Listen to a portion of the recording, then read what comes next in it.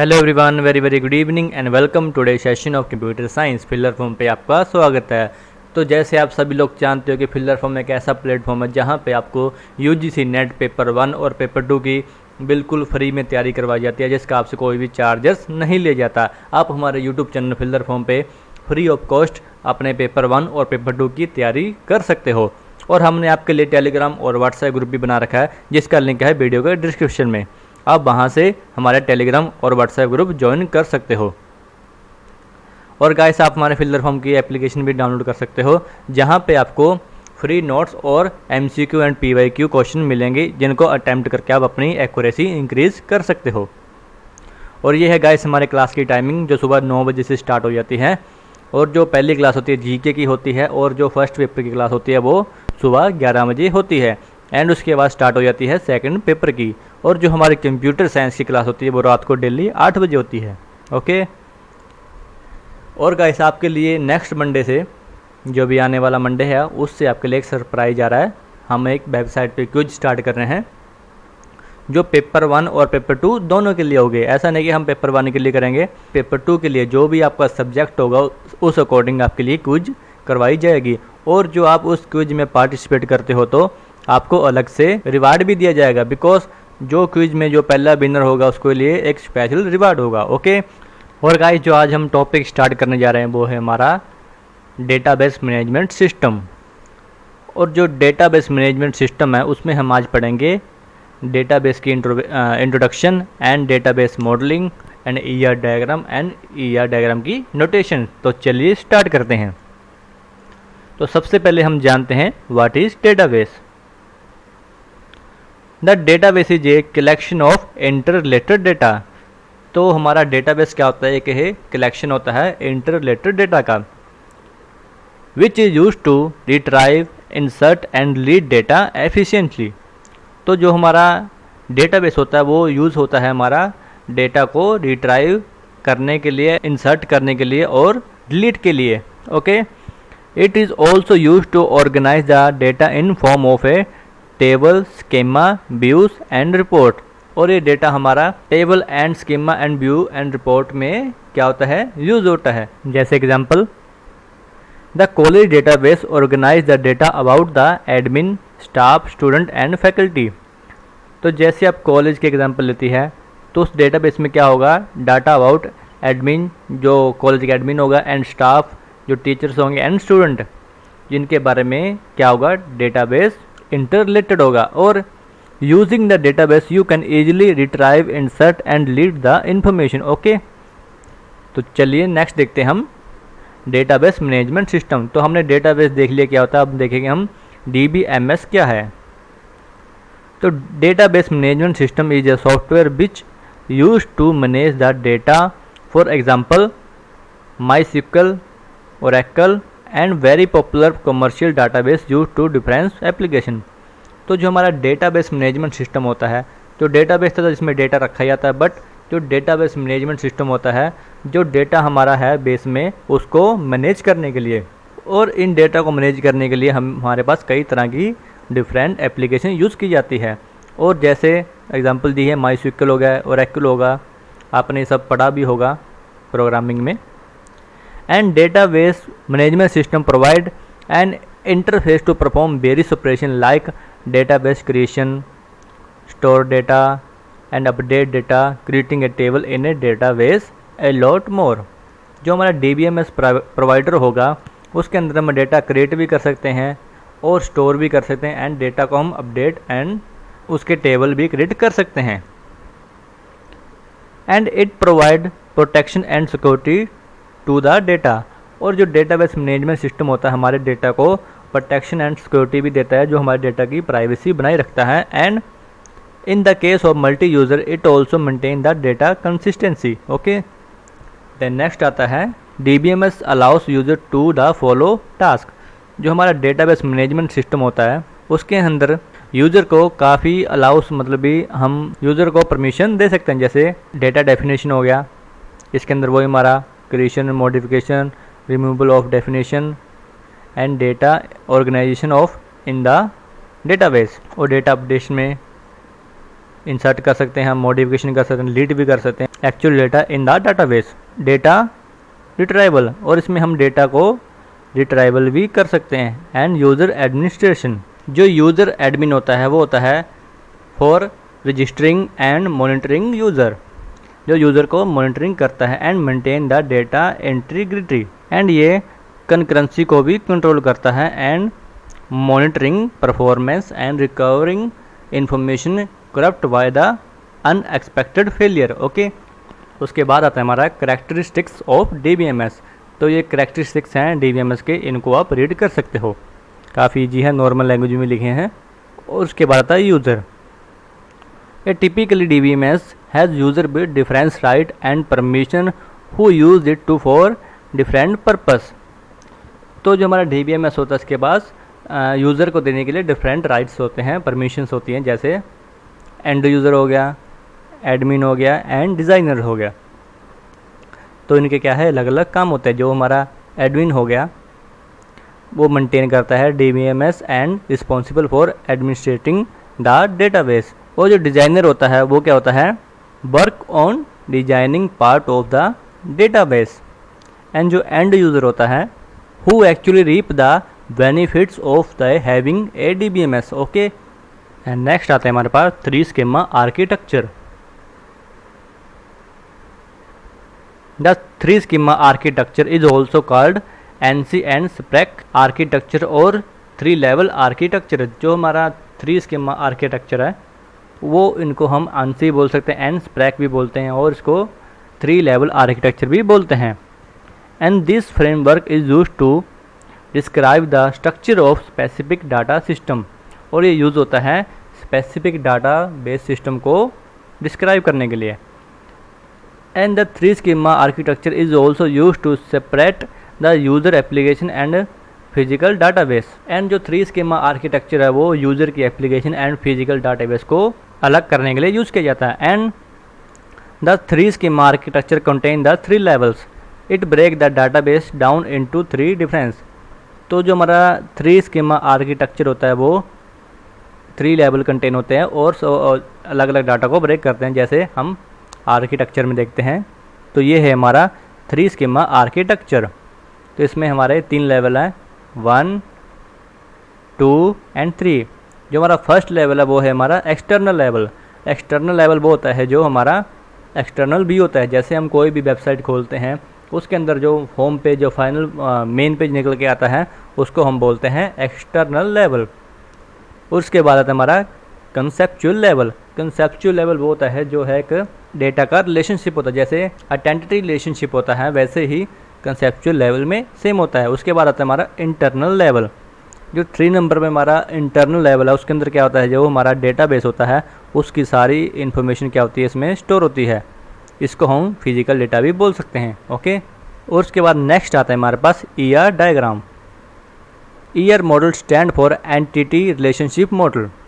It is a high level data model and this model is use to define the data elements and relationship for the specific system.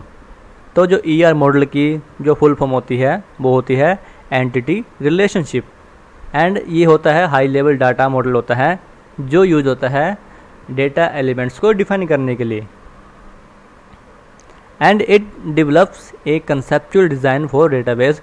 It is also develops a very simple and easy to design view the data. Okay, जैसे for example यहाँ पे दिखाया गया है, suppose we design a school database. जैसे हम एक school का डेटाबेस डिज़ाइन करते हैं, in the database the students will be entity with attribute like address, name, ID, age. ये सब क्या है, स्टूडेंट के डेटाबेस की एंटिटी और उसके साथ उसकी attribute. And this address can be another entity with attribute like city, street name, pin code, and there will be relationship between them. Okay, तो ये है हमारा स्टूडेंट की एग्जांपल। ये स्टूडेंट हो गया, इसका नेम हो गया और इसका एड्रेस हो गया एंड एज होगा और ID होगा। ये क्या है, इनके सब इनका रिलेशनशिप शो करती है। ओके, और उसके बाद आता हमारा कंपोनेंट ऑफ ER डायग्राम। तो जो हमारे ER मॉडल के कंपोनेंट है, फर्स्ट है हमारा एंटिटी, जिसके अंदर होगा हमारा बिग एंटिटी। दूसरा है एट्रीब्यूट, एट्रीब्यूट के अंदर हमारा की एट्रीब्यूट आ गया, कंपोजिट एट्रीब्यूट आ गया, मल्टी वैल्यूड एट्रीब्यूट आ गया एंड डिराइव्ड एट्रीब्यूट आ गया। और उसके बाद थर्ड पे आता है relations.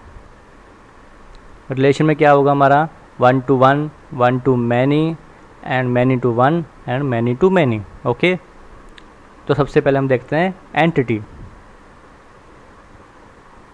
An entity may be any object, class, person और प्लेस। तो एंटिटी क्या हो सकता है, कोई पर्सन भी हो सकता है, या कोई प्लेस भी हो सकता है, या क्लास हो सकती है, या कोई ऑब्जेक्ट हो सकता है।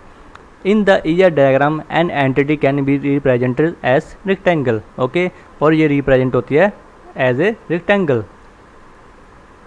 ऐसे एग्जाम्पल दिया है, consider an organization as example manager, product, employee, department can be taken as entity. Okay, जैसे ये एम्प्लॉय होगा, वर्क फॉर डिपार्टमेंट, और ये रिप्रेजेंट हो रहा है एज ए रेक्टेंगल एंड ये क्या है, एंटिटी के रूप में लिया गया है। ओके, और एंटिटी में आते हैं हमारी big entity. An entity that depend on another entity called big entity. जो बिग एंटिटी होती है वो दूसरे एंटिटी पे क्या होती है, डिपेंड होती है। And the big entity does not contain any की एट्रीब्यूट ऑफ इट्स ओन। उसके अंदर कोई खुद की नहीं होती है। The big entity is represented by double rectangle, और ये डबल रेक्टेंगल में क्या होती है, रिप्रेजेंट होती है। ओके, और सेकंड पे आता है हमारा attribute. The attribute is used to describe the properties of an entity. Ellipse is used to represent an attribute. तो जो हमारा एट्रीब्यूट है वो यूज़ होता है एंटिटी की प्रॉपर्टीज़ को डिस्क्राइब करने के लिए, एंड इसके लिए हमारा यूज़ होता है एक्लिप्स, जो आपके सामने है। इसका चार्ट मैं आपको इनके एंड में दिखा दूंगा। जैसे for example ID, age, contact number, name can be attribute of a student. जो डायग्राम में स्टूडेंट है, जो इनकी आईडी हो गया, फ़ोन नंबर हो गया, नेम हो गया, एज होगी, ये क्या है इनकी एट्रीब्यूट्स ऑफ ए स्टूडेंट्स। और एट्रीब्यूट के अंदर आता है हमारा सबसे पहले key attribute. The key attribute is used to represent the main characteristics of an entity. It represent a primary key. तो ये काफ़ी इंपॉर्टेंट है।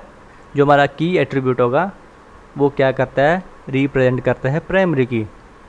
और जैसे यहाँ पे लिखा है the key attribute represent by an ellipse with next underlined. तो आप देख सकते हो इसमें ये अंडरलाइन की गई है आईडी, क्योंकि आप स्टूडेंट में देखोगे कहीं पे भी एक स्टूडेंट होगा, उसमें जो और भी काफ़ी स्टूडेंट होंगे उसकी एज सेम हो सकती है, नेम भी सेम हो सकता है, और फ़ोन नंबर भी सेम हो सकता है। क्यों? बिकॉज अगर मान लो एक क्लास में 2 सिबलिंग पढ़ रहे हैं, या एक कॉलेज में 2 सिबलिंग पढ़ रहे हैं, तो उनके पेरेंट्स क्या कर सकते हैं, उनको सेम नंबर दे सकते हैं, बट जो आईडी होगी उनकी वो क्या सेम नहीं होगी, क्योंकि आईडी तो लगी रहेगी ना। इसीलिए यूज़ होगा प्राइमरी की। तो ये हो गया हमारा की एट्रीब्यूट। ओके, और 2 पे है हमारा composite attribute. An attribute that composed of many other attribute is known as a composite attribute. The composite attribute represented by the an ellipse and those ellipse are connected with the ellipse. तो जो हमारा composite attribute होगा वो क्या होगा, वो composite होगा other attribute के साथ। जैसे एक नेम हो गया, नेम क्या होगा, फर्स्ट नेम हो गया, मिडिल नेम हो गया, लास्ट नेम हो गया, ये क्या है, कंपोजिट है। तो 3 पे आता है हमारा multi valued. An attribute can have more than 1 value. This attribute are known as a multi valued attribute. जैसे for example a student can have more than 1 phone number. तो जैसे एक स्टूडेंट के पास 2 नंबर हो सकते हैं, तो क्या हो सकते हैं, वो ये क्या कहलाएगा, मल्टी वैल्यू एट्रीब्यूट। उसके बाद आता है हमारा derived attributes. N attribute that can be derived from other attribute is known as a derived attribute and it can be represented by a dashed eclipse। तो जो derived attribute होगा वो सबसे पहले रिप्रेजेंट होता है डैशड एक्लिप्स के बारे में। जैसे आप देख सकते हो ये डैशड है, जैसे एग्जांपल दी गई है, a person age change over time and can be derived from another attribute like date of birth। तो जैसे हम किसी पर्सन स्टूडेंट की उसकी एज जान सकते हैं by its date of birth. Okay, और उसके बाद आता है हमारा relationship. A relationship is use to describe the relation between entities. Diamond और rhombus is use to represent relationship. तो रिलेशनशिप क्या होगा, जैसे फॉर एग्जांपल दी गई है, जैसे टीचर है वो क्या, उसका क्या काम है, टीच करना। तो वो टीच किसको कर रहा है, स्टूडेंट को। ये क्या हो गया इनके बीच का रिलेशनशिप। और जैसे इनकी टाइप्स है, तो जो पहली टाइप है वो है 1 to 1 रिलेशन। जो 1 to 1 रिलेशन होगा वो सिर्फ एक से ही रिलेशन होगा। जैसे एग्जांपल दी है, a female can marry to 1 male and a male can marry to 1 female. तो जैसे एग्जांपल दिया गया है, जैसे मोस्टली फीमेल एक मेल से ही मैरिड होती है और एक मेल एक फीमेल से ही मैरिड होता है। बट कई बार एक से ज़्यादा शादी कर लेते हैं, पर वो मोस्टली क्या होता है, एक ही शादी होती है। ओके, और सेकंड है हमारा 1 to many रिलेशनशिप।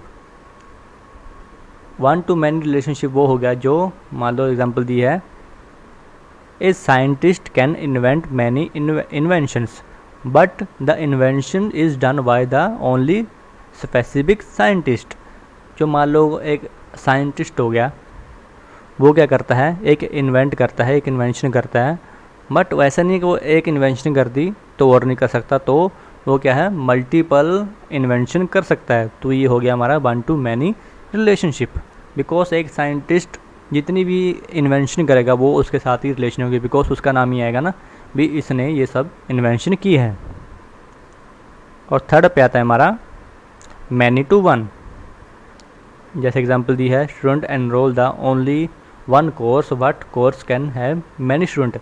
जैसे हम स्टूडेंट हो गए कॉलेज में, तो मान लो जैसे आपने एमसीए किया है, तो स्टूडेंट 50 स्टूडेंट एमसीए में एनरोल करते हैं, तो एनरोल किया 50 ने और कोर्स है सिर्फ एक जो है एमसीए, तो ये क्या हो गया, मैनी टू 1 रिलेशन हो गया। ओके, एंड उसके बाद आता है मैनी टू मैनी रिलेशन।